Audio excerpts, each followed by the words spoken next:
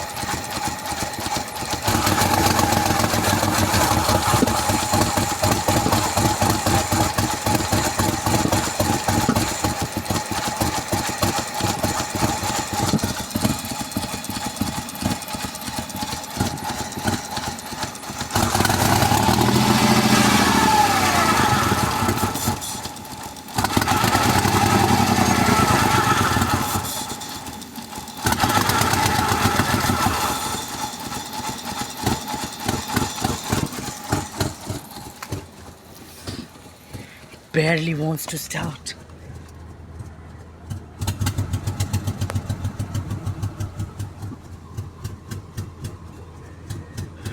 Man, what the heck? It's just got turned on.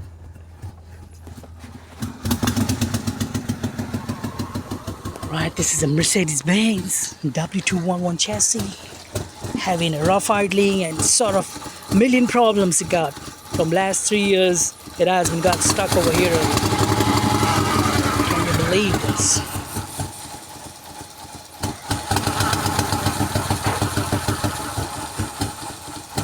It does like this only all the time when I start the car.